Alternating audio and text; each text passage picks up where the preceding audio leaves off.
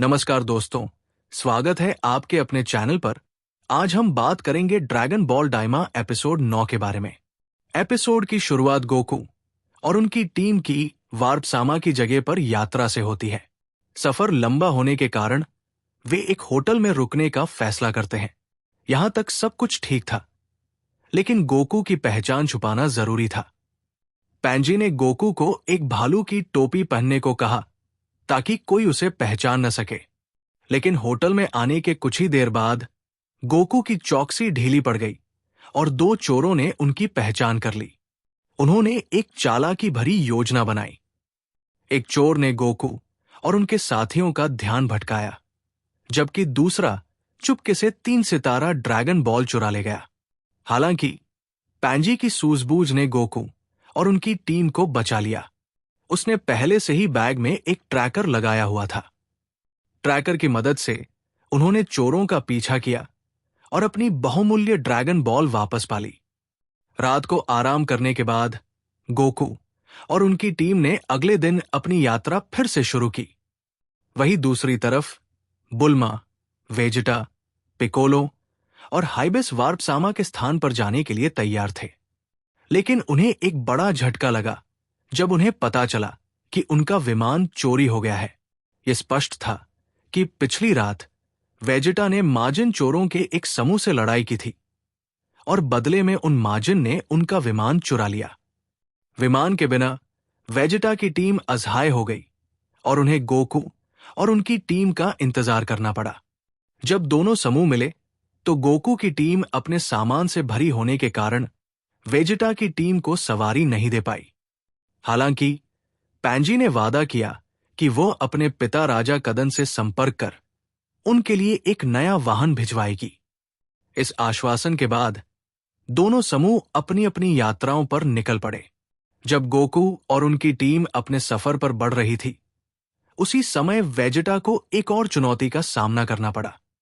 पिछली रात के माजिन चोर वेजिटा से बदला लेने वापस आ गए।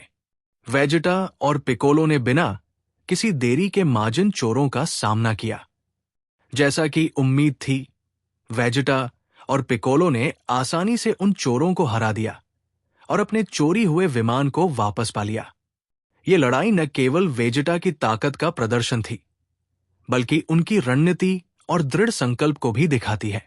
इस घटना के बाद उनकी टीम भी अपनी यात्रा जारी रखने के लिए तैयार हो गई। चौथा भाग, अरिन्सु और मारबा का खतरनाक प्लान। इस बीच अरिन्सु और मारबा एक खतरनाक योजना पर काम कर रहे थे। उनका लक्ष्य एक नया माजिन बू बनाना था, जो उन्हें दानव क्षेत्र का सर्वोच्च दानव राजा बनने में मदद कर सके। मारबा ने माजिन बू के एक टुकड़े और एक साइबामन बीज का इस्तेमाल करते हुए अपनी योजना शुरू की।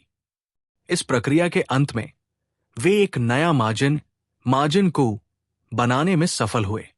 माजिन कू अपने पूर्ववर्ती माजिन बू से अलग था। वो पूरी तरह से अरिन्सु और मारबा के आदेशों का पालन करने वाला था। ये नया माजिन आने वाले एपिसोड्स में गोकू और वेजिटा की टीमों के लिए एक बड़ी चुनौती बन सकता है।